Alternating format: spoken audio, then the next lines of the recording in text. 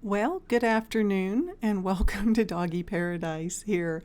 Let's go over the layout of the ground and then we can go into some of the details about where to place some of the things like the borders and the jump equipment and shades. So what I want to talk to you about first is really basing all of this on the drainage of the land first. So we'll deal with the technical issues, and then we'll move into a little bit more of the parameters of the puppies and how they use the area. As far as I can see, the protection for the sprinkler heads, about the best thing that they have is like you have in a commercial building where they have this wire cage that they put over the sprinkler heads, and I know you know what I'm talking about. And they would put those down on the sprinkler heads on the ground, and I could just see my dogs just tearing those up. So a thought here is to go ahead and grade the ground and then look at the artificial turf. I've gotten some really, really good reviews on the artificial turf. And, you know, with artificial turf, you won't need sprinklers.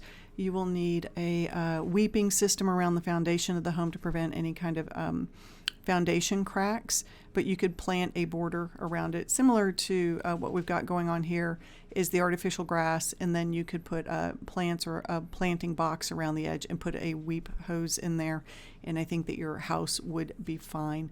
But anyway, the artificial grass seems to be really, really good, especially for the bacteria, and you know it's pretty easy to wash, and we're finding that throughout all the daycare places that we went to. All right, some thoughts I need your opinion on. If we look at the house right now, we've got your backyard right here, and we have your retaining wall, and we've got the area over here for the foster puppies, and we'll talk about that as well. But your yard right now, you have some pretty significant steps that are on here. So here was a thought. The thought would be to raise the ground, or not raise the ground. The thought would actually be to level this part right here. Let me turn off this wonderful huge cursor. The thought would be to basically somewhat flatten this area right here and then put in a retaining wall. And the retaining wall would probably only be about 2 foot tall, maybe not more. You don't have that much height variation in your backyard, maybe 6 foot from total. But this area would be flattened, and then you have your drainage area right here. So you would continue to have that drainage come down here. And then you could have a flat area right here and then a flat area right here. So you'd have 3 flat areas. But what would happen would be this side right here would slope and this side would slope.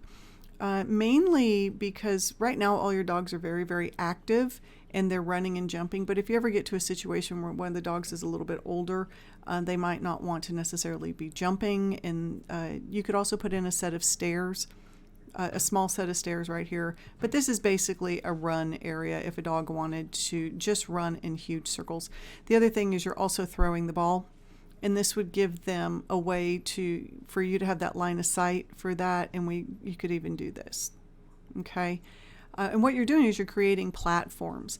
And again, in this area, because you have such a water issue, this would, you know, if you put the concrete pad there for a little play water area, the water's going to erode underneath it. If you put gravel here to put plants in here, that's fantastic, because then the plants are going to get watered every time it rains. There's just going to be like a little canal area right there. So that's maybe what you want to consider there. But again, this would be a retaining wall approximately 2 to 3 foot high. And when you do a retaining wall, usually 2 foot goes in the ground of concrete. So all in all, it would be 4 foot tall, or it would be 5 foot tall, 2 foot underground and 2 or 3 foot above ground. You can cover the retaining walls with whatever you would like. And let me get back here to your sheet. I've got these listed on your sheet, so you can come over here at any time. There are many types of retaining walls, and this is a really short one. This is only about 8 inches, maybe 10 inches tall, but it gives you the idea of that stair step look. And again, you could add stairs in there as well.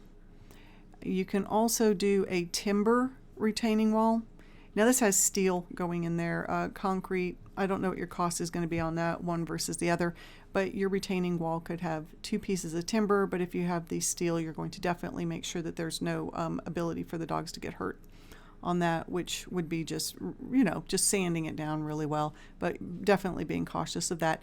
You really don't want to put wood holding back a retaining wall, because it just, even if you get made for ground or underground wood that's been pre-soaked with chemicals, they just don't last over time. The other thing you can do is, this had a little bit more variation, like what we're talking about. The dogs would not get hurt on this. I'll tell you what, this is quarry stone, I think. So you would have your first layer here, your second layer here, your third layer at the top. And this is what I'm really thinking would benefit you. The water runoff would come down through these cracks, and you would have to have a landscaping company that understands drainage, which we can help you find that. But this is really the concept that I'm thinking of. And then up here, you could have your, what we'll talk about in a minute, which is probably more of your climbing apparatus and sailcloth on the top level. And then the second level could have some more playground equipment, as you would call it.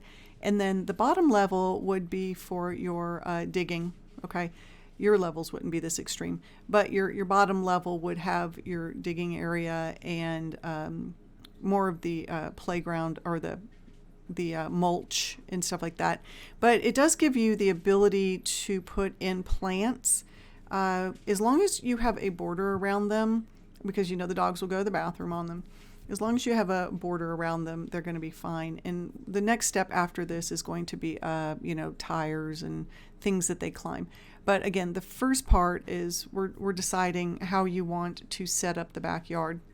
Again, these have retaining walls that go all the way across, and that's going to help hold in the ground, as time passes. If you do as I'm suggesting here with the runarounds, you're going to have, it's going to slope a little bit down the sides over time, but I don't think it's going to be too much.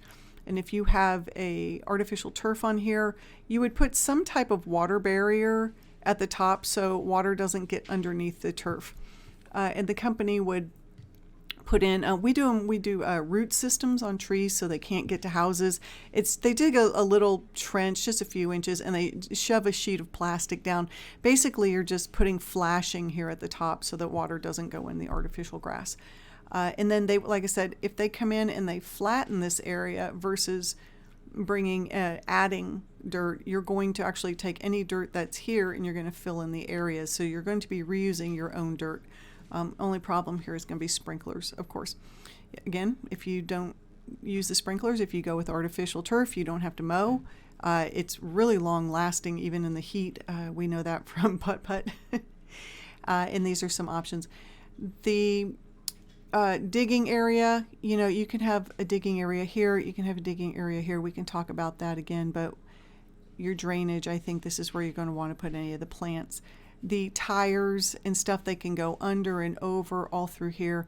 And again, up here, I've noticed that in all the pictures that when I saw the dogs, they had these climbing apparatus up here, and they could climb 3 or 4 feet above the ground. I noticed these dogs just love sitting that high in the air.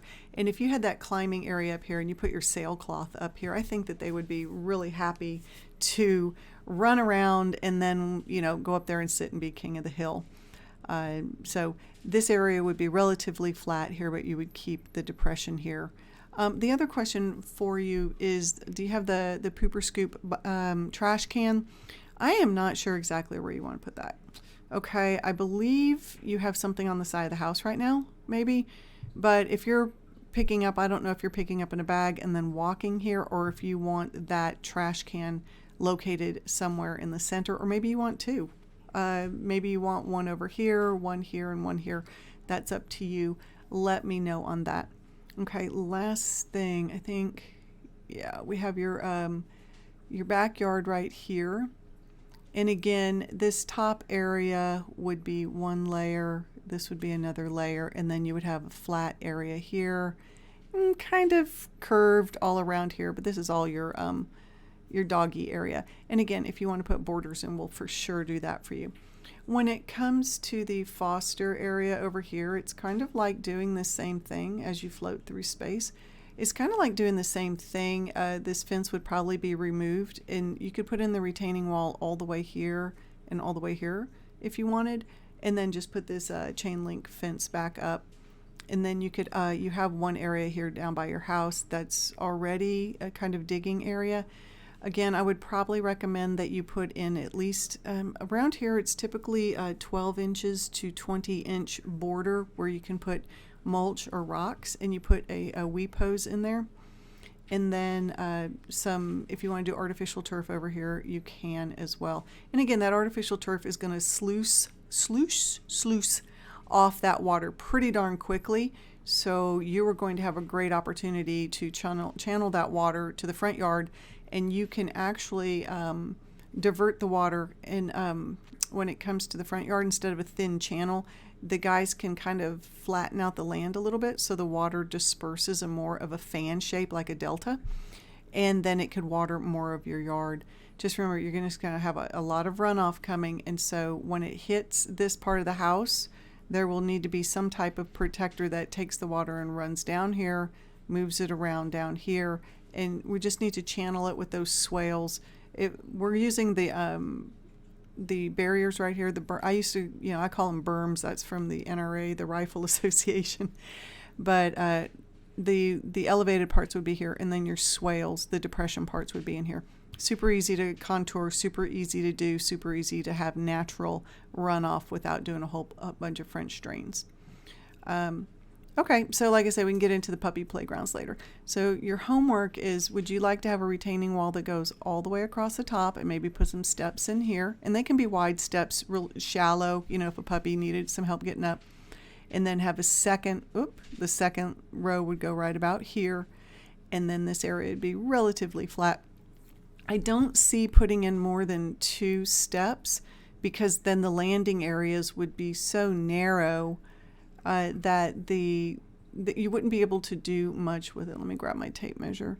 Okay, so right here you've got a 20-foot space. That's really a comfortable space to put something in. And then up here you're going to have a little bit more. You're going to have about 24 foot. And then here you're going to have about 18. And we can space these all at like 21 or 22 and make them very even. So let me know if you want to move these ledges kind of like this as you wait for me. Okay, now the whole backyard is stepped, and you might do this even. Actually, I'm starting to like this a lot. This way, if somebody needs access, they can do the steps. If you were throwing the ball, the dog has to jump up 2 feet to get there. That's not going to be the end of the world. That's probably actually more exercise for them. So yeah, go ahead and let me know what you think about this, and if you'd like them full on one side, steps on the other, or if you'd like them kind of in the center. And then the artificial grass idea. Like I said, at this point, I can't find an answer for the sprinklers other than keep the rocks on them. And I really thought there would be something, but yeah, that's not working out as well as I had hoped. And then let's see, the images that you brought us over here. Yes, the tires, all of these can be put in the next phase. The stepping stones are definitely around, especially the border. Maybe not the border of the house, but around the fence, but to get that weeping hose in there. And if you need to, you can put just a piece of wood up. The digging area, again, needs to be on that flatter part. Otherwise, it's going to cause problems with water getting down behind those walls. The ball storage was adorable. The poop bucket, you're going to get back to me on. Yes, for sure. And this is what I kind of envision on the second tier. The first tier is out your back door. The second tier is all this. And the third tier is the kind of like climbing apparatus, shade area for when they get tired. Yeah, and this would be on that third tier, something that they can get up on and then be covered with. So that's what I've got for you so far. Believe it or not, I ended up liking this so much, and you're inspiring me so much that I'm looking at my backyard, which is just a hot mess. and thinking about doing some of these as well, especially this. I mean, the way that all we do is grow weeds, you know. Anyway, let me know your thoughts on that. You can write back in an email if you want. And yeah, just give me some updates on that, and I'll put the elevations together. Once you've told me how you want the elevations, we'll send them back to St. John. He'll put the tiers in there, and once the tiers are in, we'll get some kind of playground equipment. Most likely it'll be kids equipment that we'll just call doggy equipment, and then I'll make a couple of pieces for you.